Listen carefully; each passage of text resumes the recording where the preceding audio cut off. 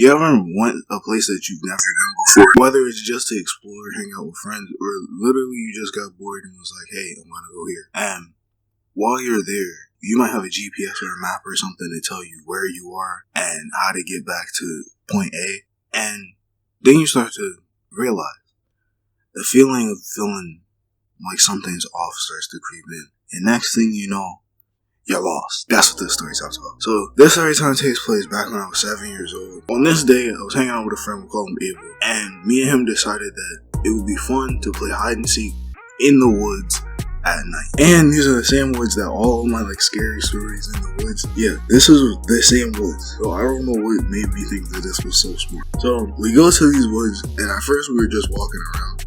Because basically our whole idea was we were just gonna walk around, see if we see something creepy, and then leave the woods and talk about it the next day.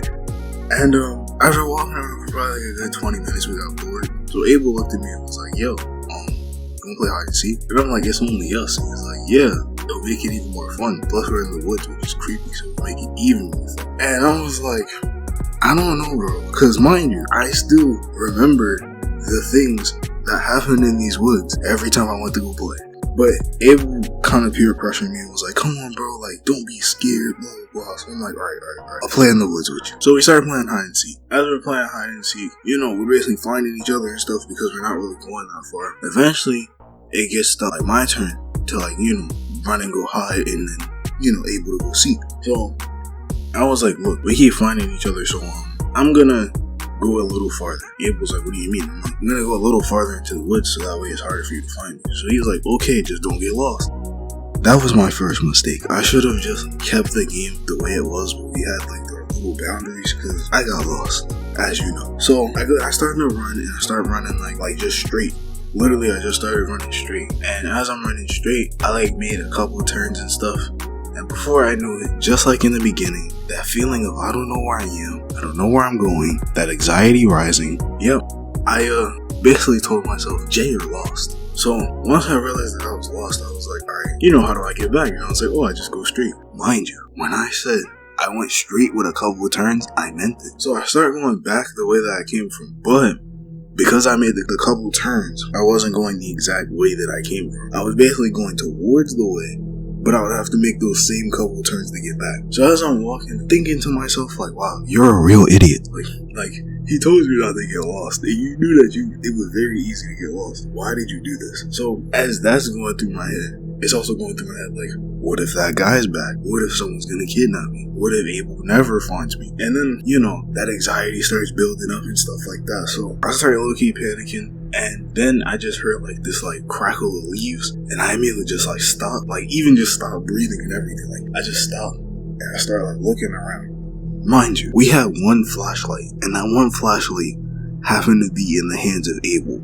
I didn't have a flashlight, so to me, it's just the woods and it's pitch black. So I'm I'm sitting there because I'm I don't know if it's a person, an animal, a demon. It could be Abel. I don't know. So I'm just standing there.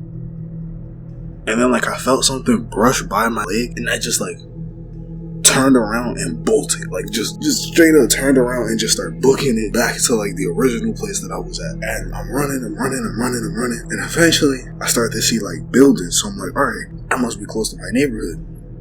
Running. So I get out of the woods, and basically the way it was the buildings were across the street. So I got out of the woods and I was basically just in the middle of the street. And I'm sitting there. I'm kind of breathing heavy because I just got done all that running. And then on top of that, I'm still thinking where's Abel? I don't know where because the buildings, although they were they looked familiar, but I didn't know exactly where I was. So I still kind of had that panic of, hey, I'm lost. So I'm kind of standing there at the buildings, and then I start hearing something rapidly come up behind me. And I'm kind of scared because I'm I don't know what this is that's rapidly coming up behind me. It could be a person that wants to kidnap me. It could be a dog. It could be a random animal.